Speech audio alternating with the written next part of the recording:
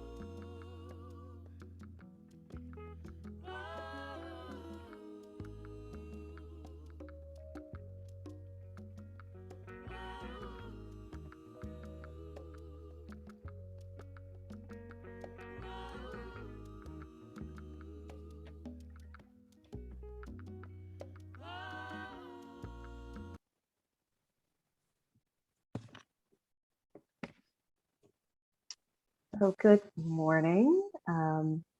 We're going to get started. So sorry, excuse me a second. So good morning. We're going to get started. So thank you so much for joining us this morning for our conversation on heart health. I'd like to ask our president, Elizabeth Tillman, if she will extend a welcome, and then we will get right into our program. Thank you, Dawana. Good morning, everyone. I am Liz Nolly Tillman, the president of the Phi Eta Omega chapter of Alpha Kappa Alpha Sorority Incorporated. For those who may not know, Alpha Kappa Alpha is dedicated to implementing programs of service that enhance the social, economic, and educational well-being of the local, national, and international communities. Here at Phi Eta Omega, programs remain the heart of our chapter, specifically the service we provide to the community of Scotch Plains, New Jersey, and Greater Union County. Since our chartering in 1999, the size and scope of the services we provide to our communities has grown substantially in support of our efforts to improve the quality of life for all, in keeping with Alpha Kappa Alpha's mission of being of service to all mankind. It is truly my honor to welcome each and every one of you here today to our Pink Goes Red event, a conversation on the physical and mental connection to heart health. So during our time together this morning, we will be collecting donations in support of the American Heart Association.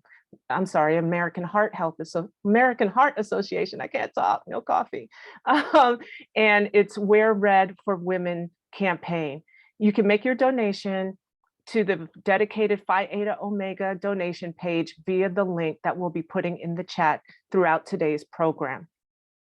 Before we begin, I really want to thank our first vice president and program chairman, Ms. Dawana Graham, and the entire program committee for their hard work in putting together today's event.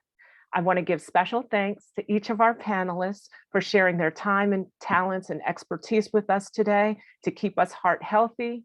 And last but not least, I want to thank each and every one of you for joining us for today's event. With that, I'll turn it over to Ms. Dawana Graham for today's program. Dawana. Thank you, Madam President. So good morning again. We are inspired and encouraged that so many of you carved time out this Saturday morning to make an important investment in you. Heart disease is the #1 killer of women in the United States. In fact, 1 in 4 women will die from heart disease, and the majority of us don't know this. And so when you actually narrow that lens to focus on African American women, the data is even more concerning. As women of color, we are at a 50% greater risk of developing heart disease.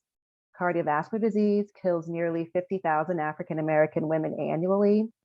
Of African American women between the ages of 20 and older, 45% have heart diseases, and only 30% of African American women know that heart disease is our greatest health risk. And so while there's some research that speaks to a possible genetic connection, we know that the leading cause is lifestyle, or said differently, it's the attention we give or don't give to our overall health and well-being, whether that's physical, mental, emotional, spiritual. But the good news is that all of these are things that are within our ability to influence and change. And that is what we hope to do with this morning's conversation. Explore some of the areas that contribute to wellness and leave you with some actionable tips that you can implement for yourself. Before I turn it over to Mrs. Trayshawn Powell to introduce our panelists, I do want to reiterate, as our president said, that this event is being supported in recognition of Alpha Kappa Alpha Sorority Incorporated's partnership with the American Heart Association. Pink Goes Red is an annual initiative where we seek to educate the community on heart disease and women. And we also like to raise funds to support the American Heart Association's work. So again, we will be dropping the donation link into the chat, and we'd invite you to please consider making a donation to this cause. I now turn it over to Trayshawn Powell to introduce our panelists. Trayshawn. Thank you, Dewana, and good morning to everyone. I am going to introduce our Black Girl Magic panelists, starting with our first panelist, the owner of Eat Well Atlanta LLC and a former corporate human resources professional who decided to follow her passion and vision for cooking and the culinary arts. She became a self-identified foodie at a young age. She would later attend the University of Virginia before going on to hold various positions in human resources and account management for Prudential Insurance and Investments, Boys and Girls Club of America, and William M. Mercer Incorporated. In 1997, she left corporate America to establish Eat Well Atlanta, where she offered private chef services, one-on-one group cooking classes, small and large group catering, and inventive meal and menu prep services to a growing list of elite clientele in the Atlanta metropolitan area. Driven by her belief that a good, productive, meaningful life begins with healthy cuisine at home, she focuses on satisfying clients with delicious, healthy, and creative food and exceptional service. She is well-versed in a broad range of multicultural cuisines and cooking techniques, as well as her ability to identify ingredients and flavors.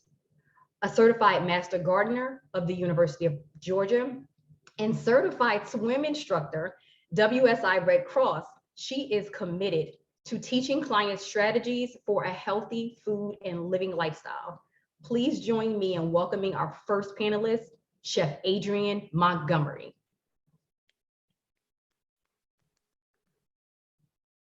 Next up, we have our founder of Jajuta Wellness, a wellness practice that brings experiences to communities to help people access more joy, good health, and wealth. She is a certified comedic yoga instructor, holistic health coach, and chocolate milk cafe breastfeeding facilitator. I'm just gonna pause here for 1 second. If we can just mute those who are not speaking at the moment, I wanna give the second panelist. Thank you. During the day, she is the director of Prevent Child Abuse New Jersey's Essex County Pregnancy and Parenting Connection.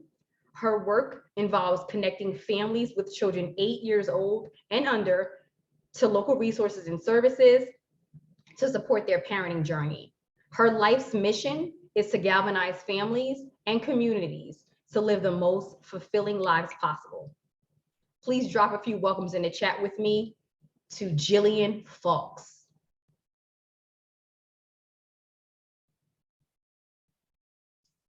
And our last panelist, our last Black Girl Magic panelist. She has worked in the field of domestic violence, sexual assault, and mental health for 15 years.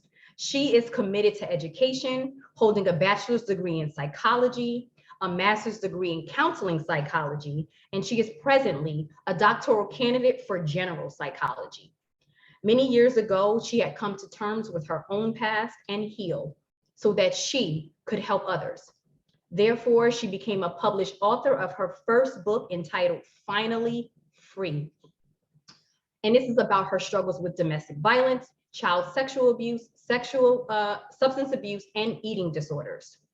She is currently focused on helping others as the CEO of the Change Mind, Body, and Soul LLC, which was formed to create wellness across the world. She strives to make a difference within the world through her knowledge and compassion for others. And as we round out our Black Girl Magic panelists, please join me in welcoming Tamu Lane. Thank you.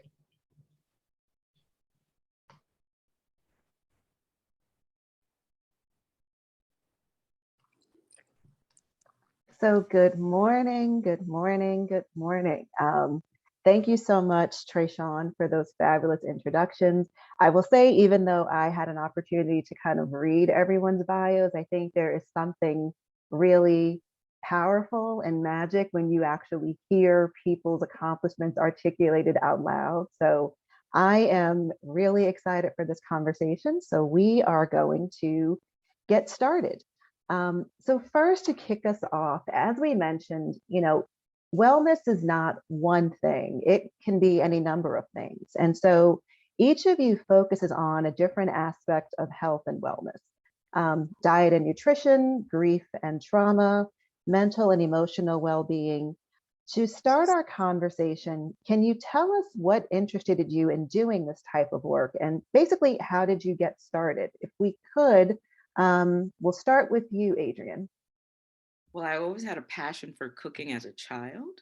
I was that precocious child that got two types of books out of the library, the reading book and the cookbook. So as I grew older through high school, college, and moving to Atlanta, I just followed my passion.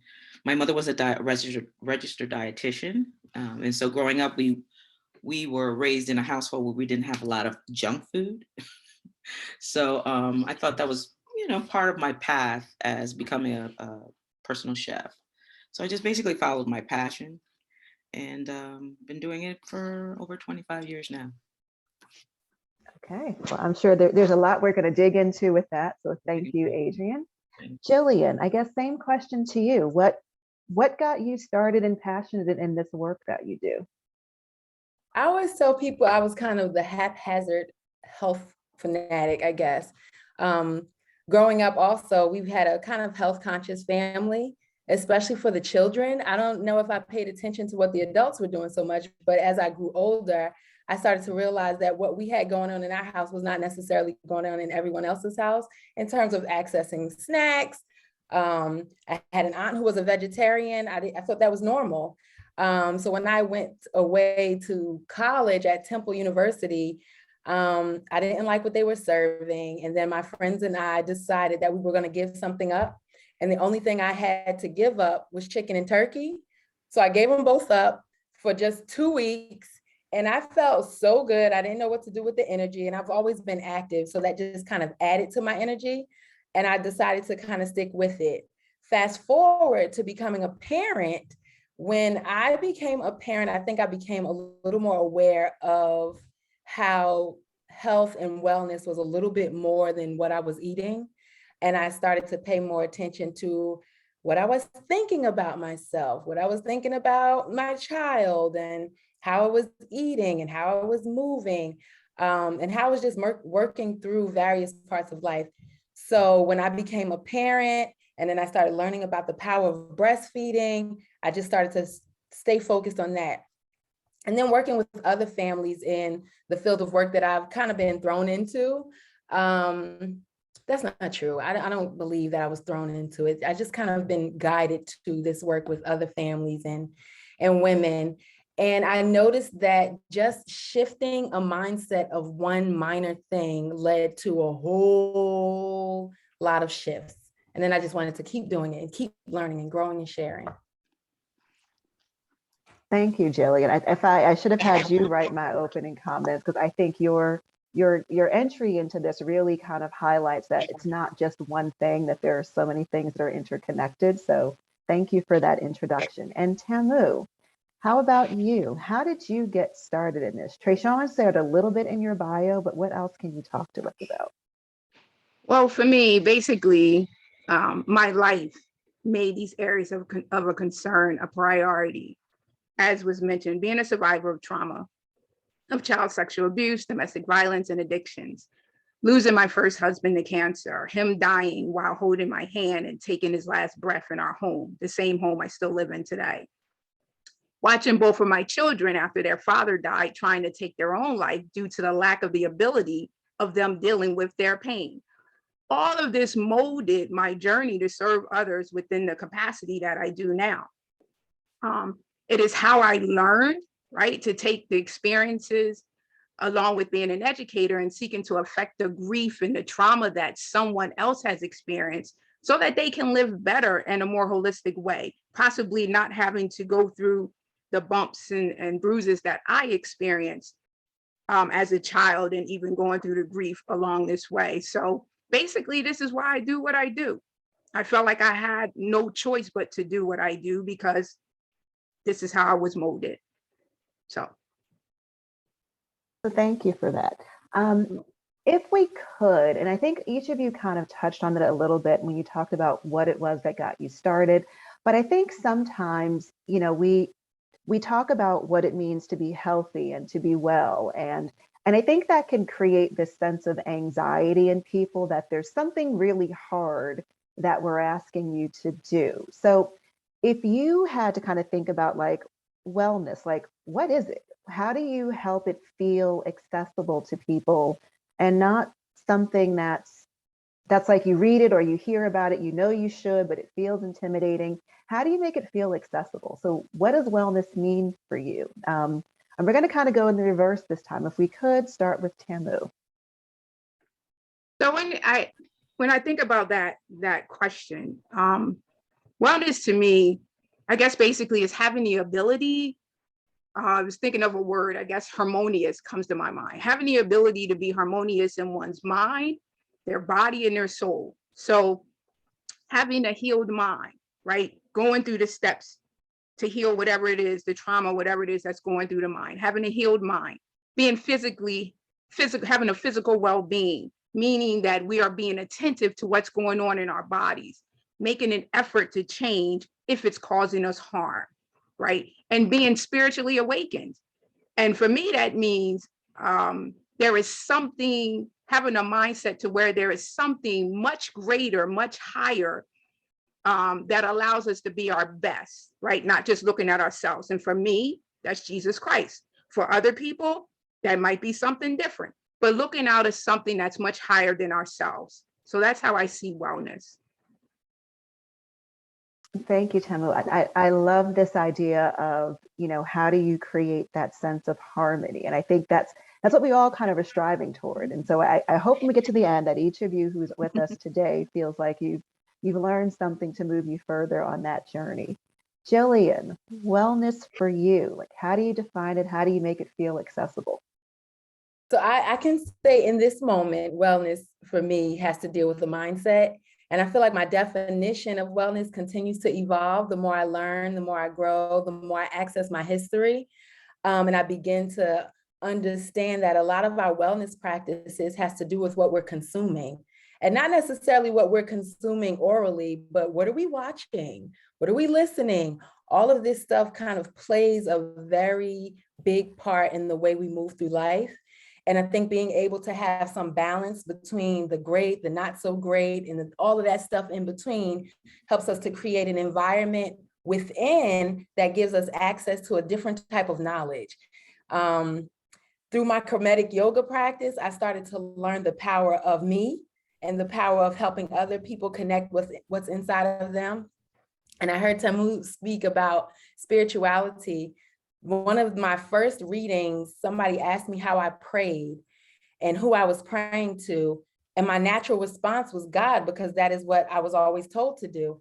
And they asked me if I ever considered praying to myself, because I had the answers within, because I was created in God's eye. And that rocked my world. And it kind of helped me shift my mindset around wellness to be able to say, oh, wow, I literally have the power to be able to live well, as long as I can continue to access the information and figure out ways to put that information into practice and then share it so that then I'm attracting people around me to also do the same.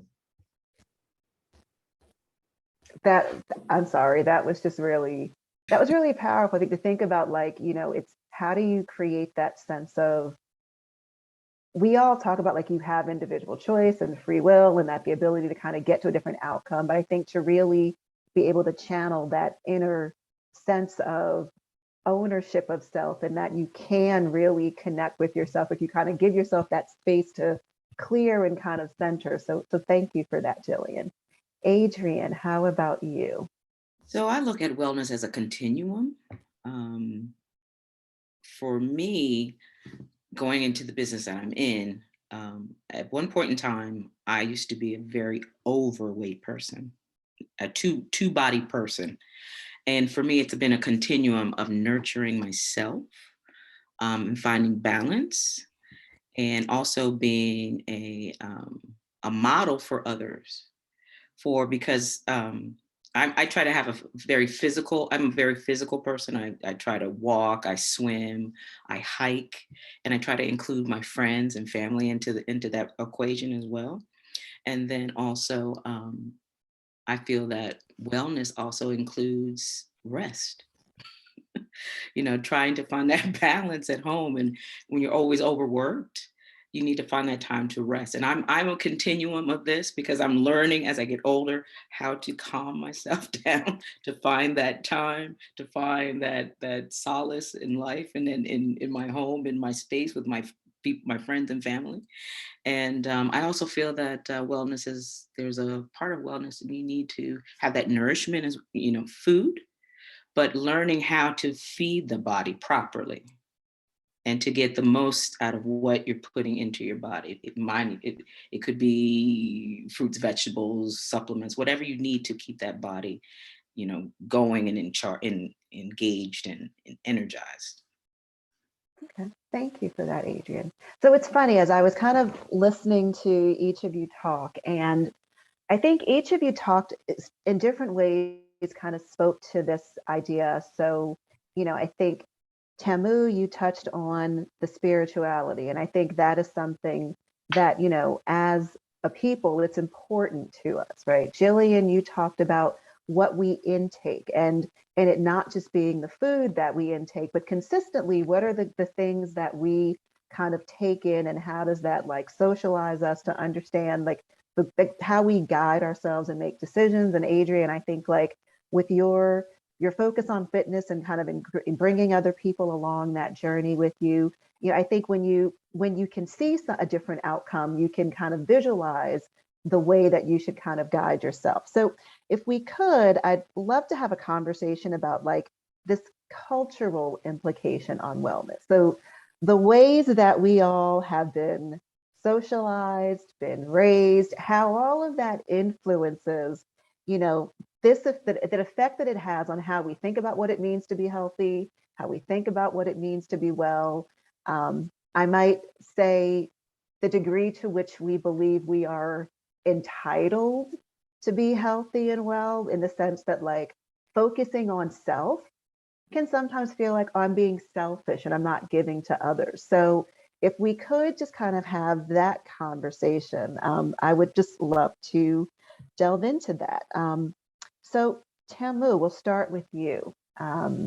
You do a lot of work in the space of trauma and grief, and you talk about the importance of healing. And we know the data tells us that, African Americans, we are less likely to seek support, counseling, to really take care of ourselves. So, what do you think contributes to that, and what can we offer to people to make different decisions that it's okay to need support, to need help? Like, what is your view from the space that you sit in? This is always a big, glad you asked, it's always a big question that people ask me, honestly, and that we have conversations about. So I see many things as an issue when we start having this conversation around African Americans and getting support and help. Many of us were taught to keep our business to ourselves, starting as little children. It was ingrained in us, right? You don't take what's going on in the house outside. We will deal with it as a family or keep it to yourself, right? In time, we even tell children, when trauma and grief happens, in time, it'll go away. That's lie number one. So I just want to put that, that's a lie. All of that is lie number one. Number two, we were taught that therapy is for white people. Therapy is for crazy people. I still hear it today in 2022. That's lie number two. We were taught that we as African-American women are strong. I laugh at that term and I should put quotes. We're strong. Not that we're not strong, that's not what I'm laughing at, but we're taught that we're strong and going to therapy is seen as a weakness. That's lie number three, right? And then as African-American men, many of them were taught to not wear their emotions and brush it off, right? Not to wear, brush it off, we don't cry. When in fact, their anger and or lack of wanting to confront life is a sign that they wear everything, and the need for someone to talk to is absolutely glaring. But yet, we don't want to have that conversation. So to me, the simple answer, and it's not simple because it's simple when I think about it, is to stop telling ourselves these lies and recognize that we deserve healing also. We deserve the opportunity to use our voice and to talk about our pain as well, not just white folks, because I still hear that so much. That's why I keep saying that. It amazes me that we haven't gotten that. We deserve to recognize that strength has nothing to do with the opportunity to say that I'm bleeding inside. And I deserve space also. And also recognizing that weakness is not connected to getting help. Asking for help is a sign of strength, right? And once we learn that, I believe that more healing will begin to take place.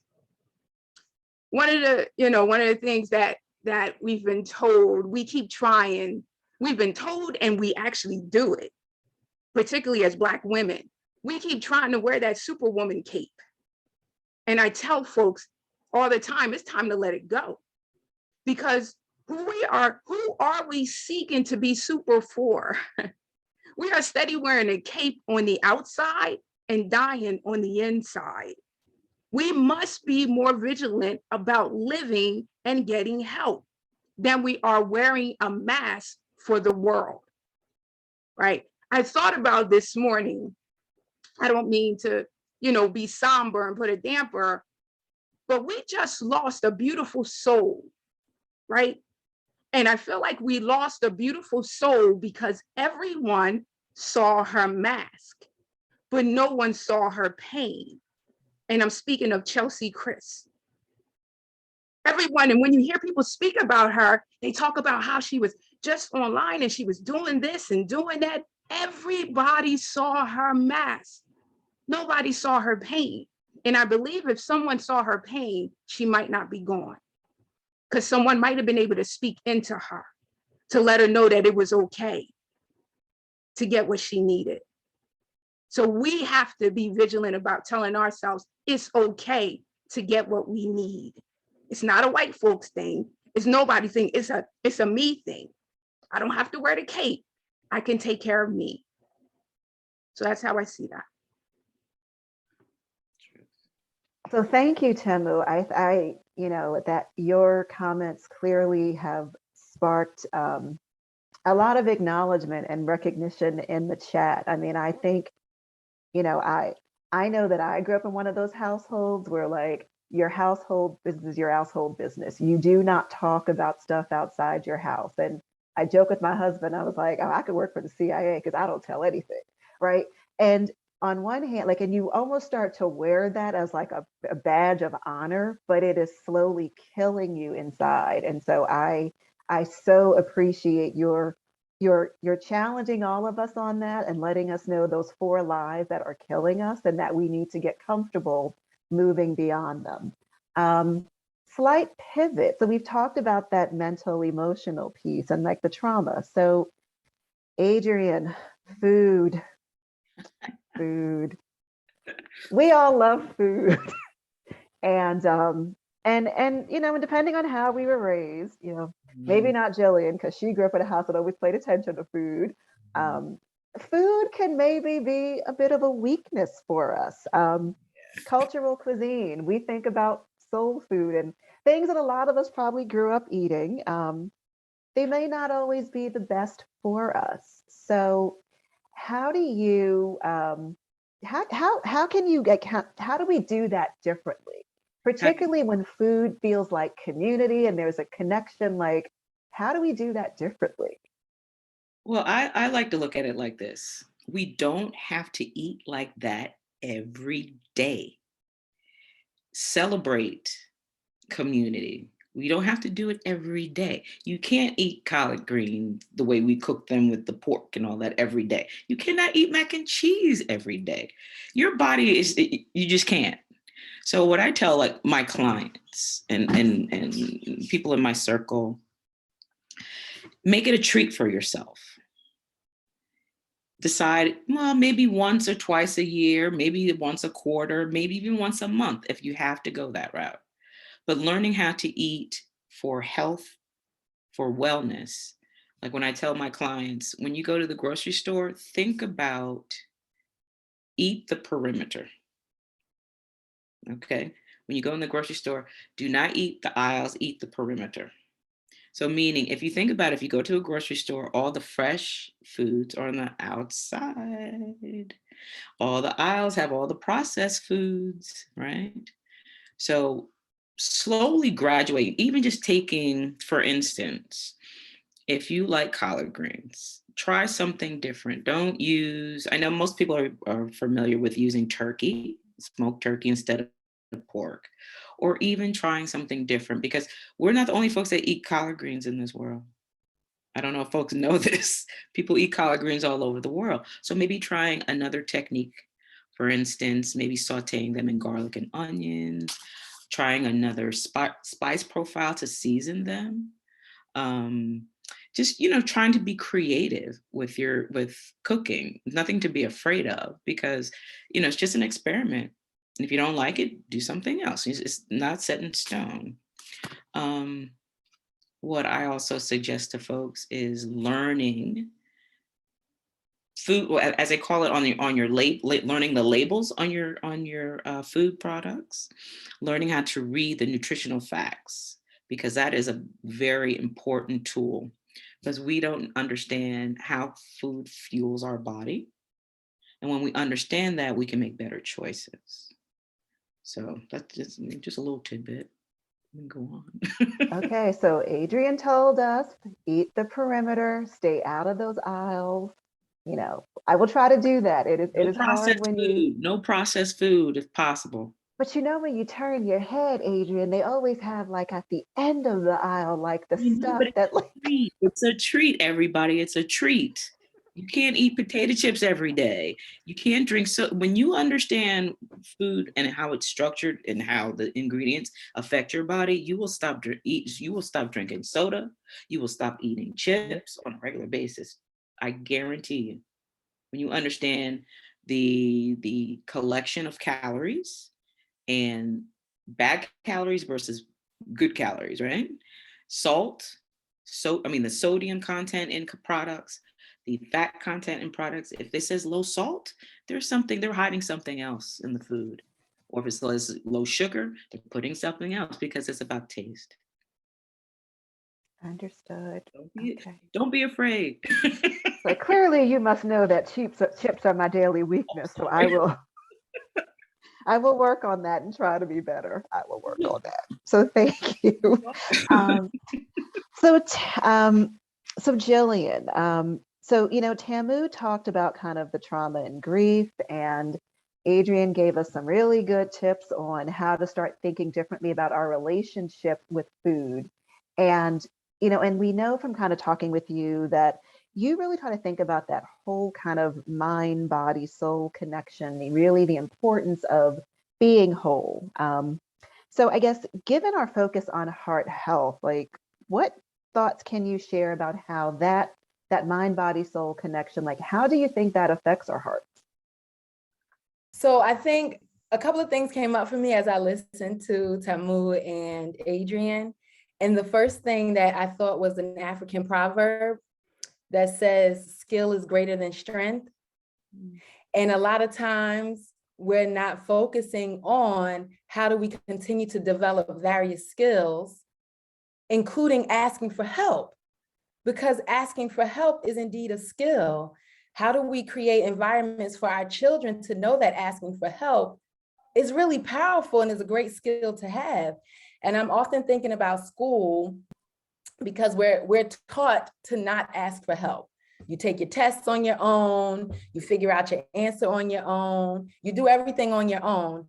As Black folks, we don't come from that type of society. So it is, from day one, it's very hard for us to fit into that.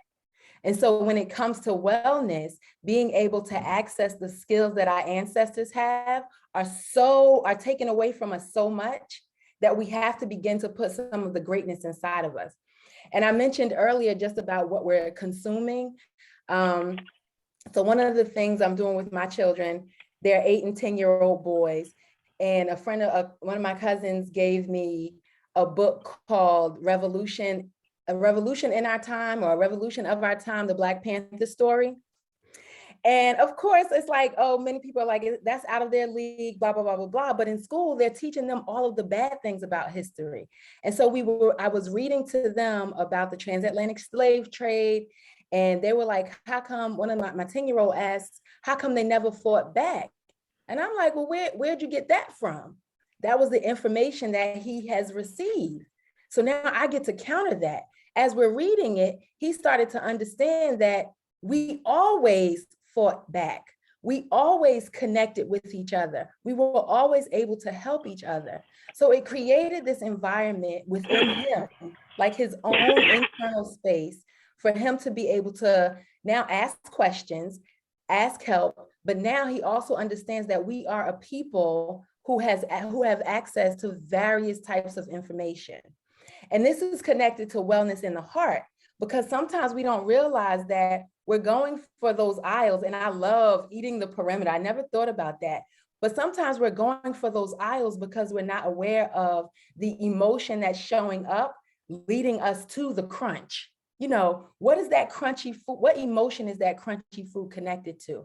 What's going on mentally that I could get some assistance for? And maybe it's not going to go through, maybe my therapy may not be for me to go directly to a counselor or a psychologist or a therapist, because again, some of our traditional, and meaning African traditional practices of healing may not have included that person. Sometimes it may have been just walking through the earth.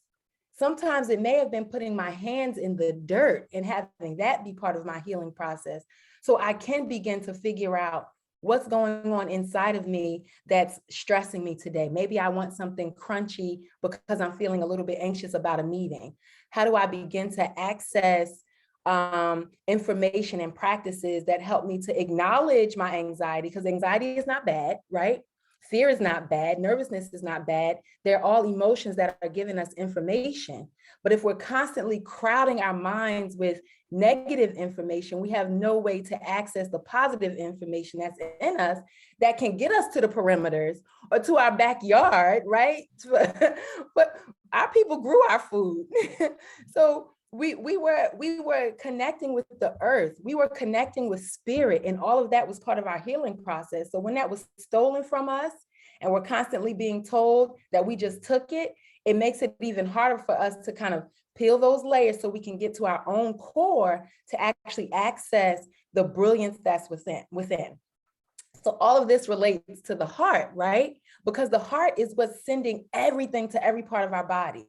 So if we're not able to think properly, to eat properly, to access help properly, then our heart begins to beat in a different way, right?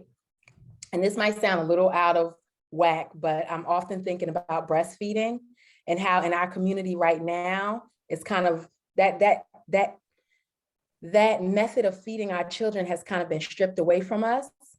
And we don't realize that breastfeeding, a lot of times we don't breastfeed, not because we don't want to, but we don't have that much support to do it.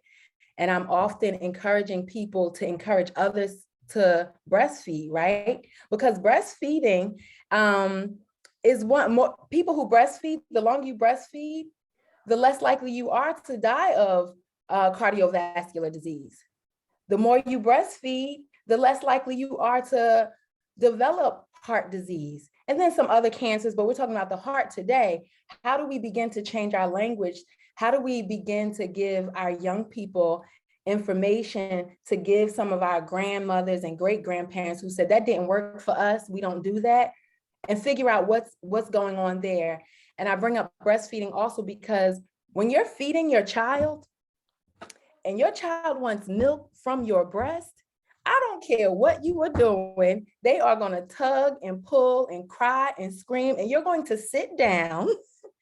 You're going to pause from whatever is going on around you, and you're going to pay attention to yourself, and you're going to pay attention to your child, because if you're not eating right, if you're not sleeping right, if you're not feeling right, your body will not be able to produce the nutrients that your baby needs. And we begin that exchange right there.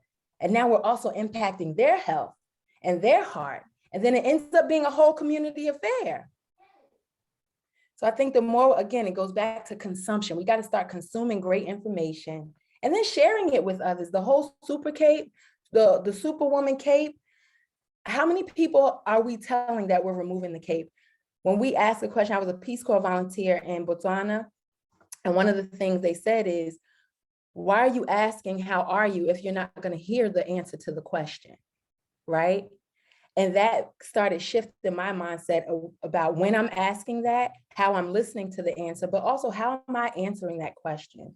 So if somebody asks me, how am I feeling? And it's a good day, I might say I'm happy. If they ask me how I'm doing and I'm like, I'm a little overwhelmed right now, I'm not feeling too great, it's almost giving someone else permission to either dig a little deeper, but it's also allowing them to know it's okay to say how you're really doing. And then we begin to be able to create space to support each other in a different kind of way. Well, thank you, Jillian. I think a lot of what you said, what I made a note of, you started your comments with skill builds strength, or I forget how you kind of phrased it, but I think it is this idea of continuing to develop. I think we lean so much in becoming strong and developing strength, right? And that can become like the central thing that you lean into, just be strong and kind of plow your way through it versus, build the, thank you, skill is greater than strength, right? Versus thinking about what are all of those skills, those things that you have to know for today. I think, Adrienne, when you described your wellness, it's a journey. And so even the skills that might have served you, 2 years ago, that you might need something different now. But I think what it sounds like we want everyone to kind of take away is that we need to learn the skill first of giving ourselves permission. We need to learn the skill of asking. We need to learn the skill of self-care. We need to learn the skill of being grounded, of being honest about where we are in that moment and in that space, because those things that when we are unskilled, we hold on to things that either harm us or we make kind of bad choices and we go down the aisles of the grocery store and we don't stay in the perimeter. And I think I saw, Adrienne, you made a comment about kind of shopping the rainbow or kind of cooking through the rainbow. So when you cannot think clearly, you just don't make the best informed decisions. And so some of that is moment, but others of that, I think, is just the way that we are cultured and socialized and how we take those signals in around the way that we should guide and anchor ourselves. I am aware that we're running a little short on time, but there are a couple of more things that we do want to cover with you all. And so a note to our guests, if you have specific questions you want to pose to our panelists, we should have mentioned this earlier, please just drop them in the chat. We have a couple more things we're going to talk through, and then we will turn it over to any questions that you all may have had. Tamu, you talked a little bit about this, but I would love if you could delve a little more into the role of spirituality in healing. And we know that faith is an important aspect of our culture. And many of us were probably raised to have a spiritual anchor and a foundation. So can you talk about like that relationship between spirituality and prayer, kind of the other side of your practice was kind of the more formal counseling and coaching, because I think sometimes, we've all probably heard, you can pray it away, or and sometimes maybe you can. I don't want to say you can't, but how do we find that balance between choosing not choosing traditional medicine, so to speak, right, is not a rejection of your spiritual anchor and self? Yeah. So I've heard both sides. Some people will say, all I need is God, right? I pray, the counselor can't help me, but yet they're still struggling. They're still ready to jump off the cliff, literally, right? And then I hear the other side. All I need is my therapist. I don't need God. Like I heard, I don't need prayer. That doesn't work.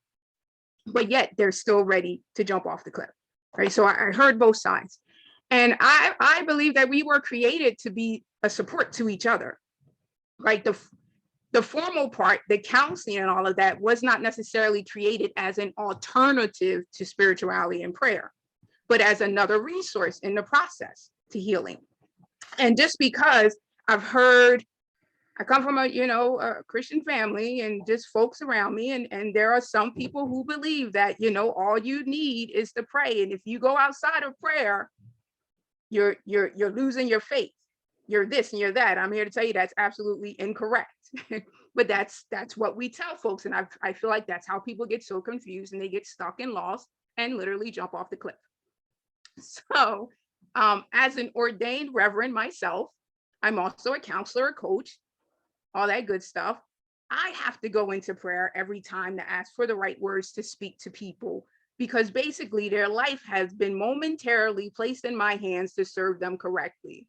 So I don't take either side lightly. I feel like they both are needed.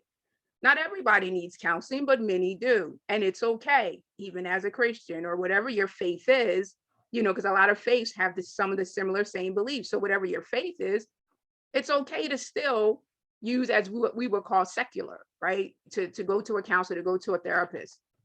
Because I believe that most of the time, God speaks through people.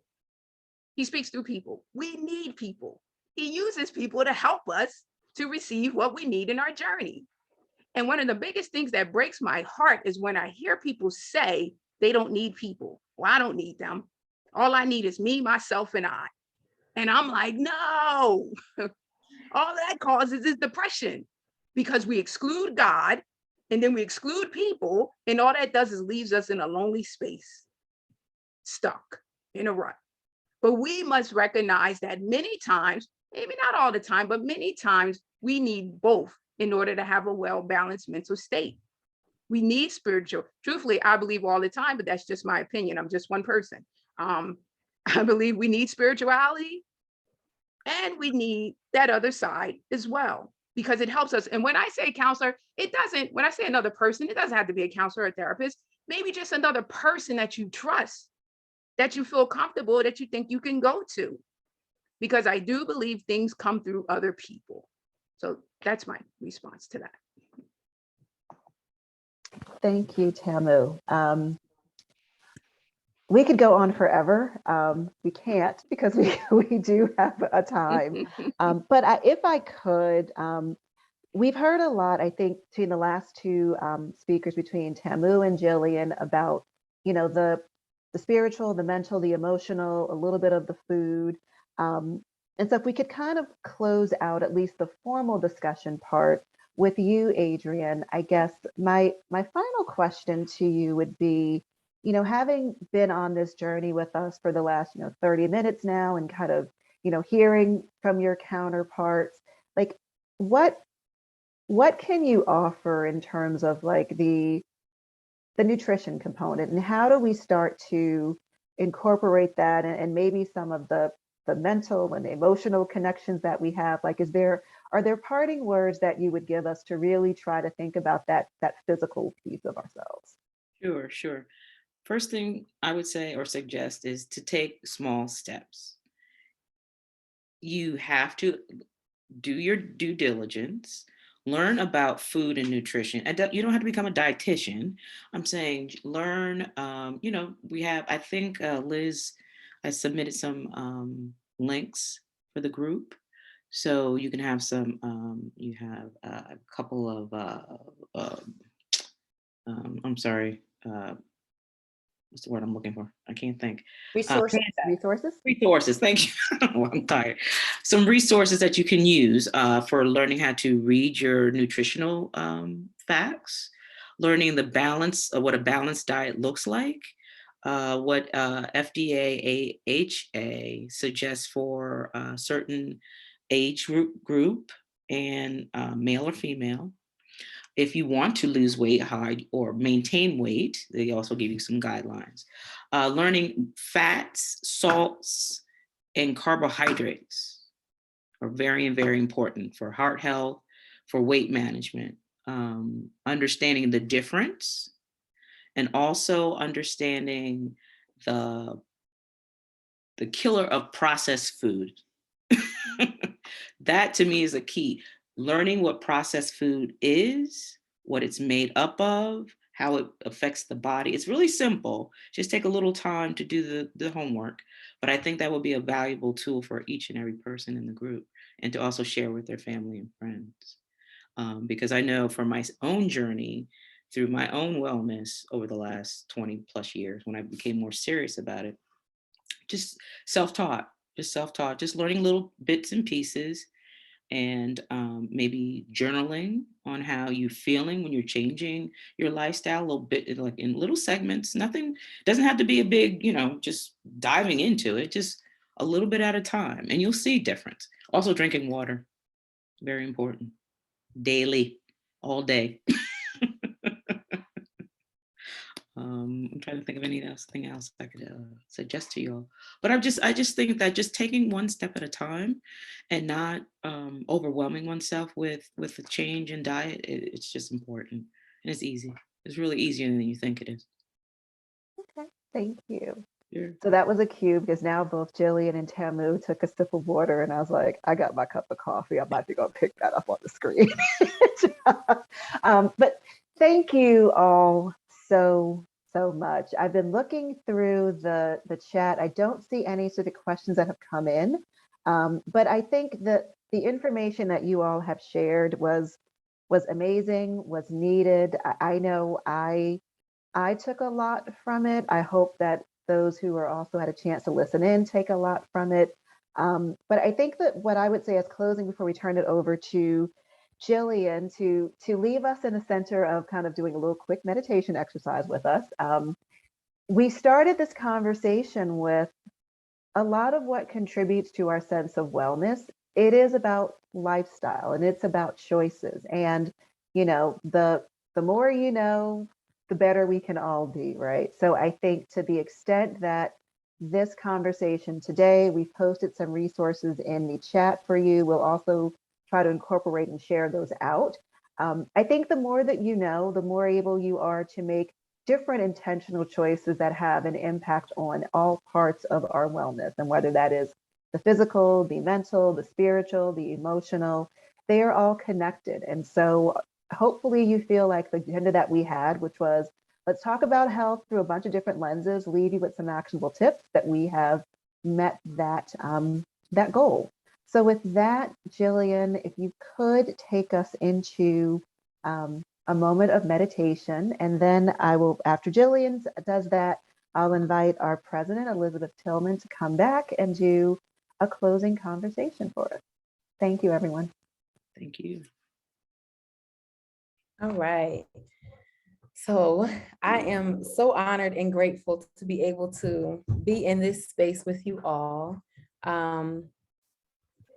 We'll practice the rule of 4 breathing, which is a breathing technique that kind of helps to activate the peaceful nervous system, the parasympathetic nervous system. And it's something you can use as you're entering the grocery store to kind of remind yourself to go to that perimeter. We'll do 4 things. We're going to inhale, pause, exhale, and pause again. So feel free to keep your screens on if you'd like, or you can turn them off if you feel more comfortable. And just find yourself in a comfortable seated position. And just to begin to breathe. Don't put any extra pressure on yourself on how you are breathing. Just allow yourself to connect with your breath. Allow your body and your brain and your breath to become one.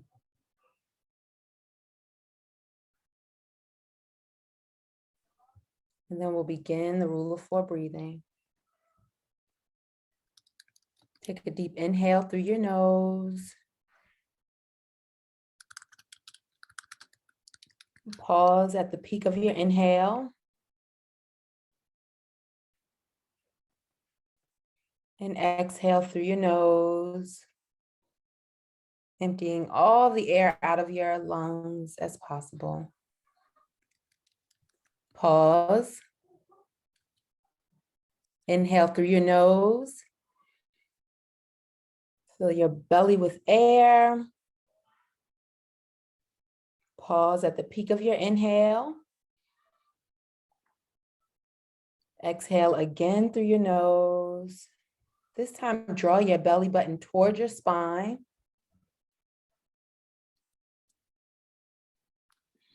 Pause. We'll do one more together. Deep inhale through your nose. Inhale, skill. Pause at the peak of your inhale. Now, as you exhale, I invite you to exhale the strength you do not need in this moment.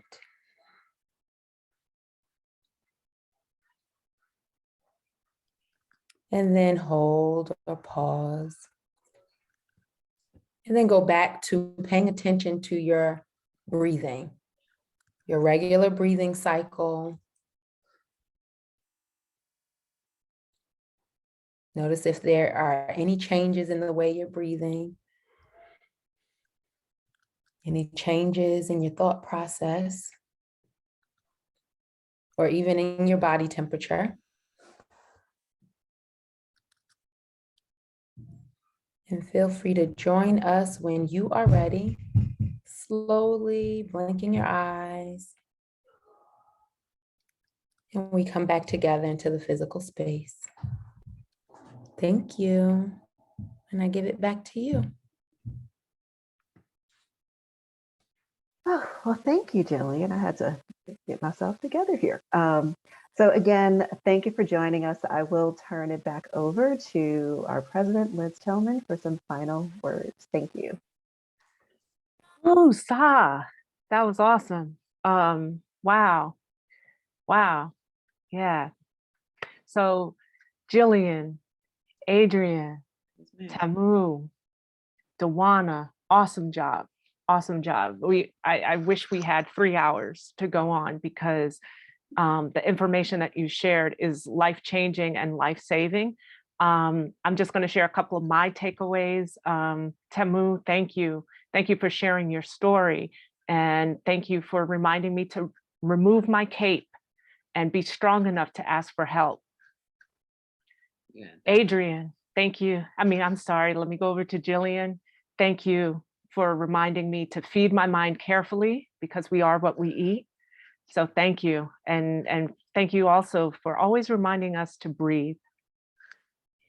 And Adrienne, thank you for reminding me and teaching me. My mind was blown with all of the grocery store conspiracy theories. So now I'm going to go to the store with a totally different frame of mind. But thank you for reminding me to shop the perimeter and eat the rainbow, and that it's okay to treat myself once in a while, not every day, but once in a while, and to take small steps to getting to where I want to go. Those are just some of the things that I took away today. So I just wanted to thank each of you for gifting me with those takeaways today. And Dawana, amazing job. I think you might have a second career as a talk show host. I don't know, just putting it out there. You're the HR professional, not me, but anyway, everybody, thank you all so much for joining us today. You could have been anywhere and you chose to be here. And thank you all, everyone who donated to the American Heart Health Association. That link is in the chat. And Chef A, I dropped a lot of Chef A's resources links into the chat. So please grab those before you sign off and before you log off. And remember, take it slow, one day at a time, one step at a time, and you can do this. And with that, I just want to thank everybody for coming, and have a wonderful, wonderful rest of your day, and an even better rest of your weekend. And thanks again for joining us.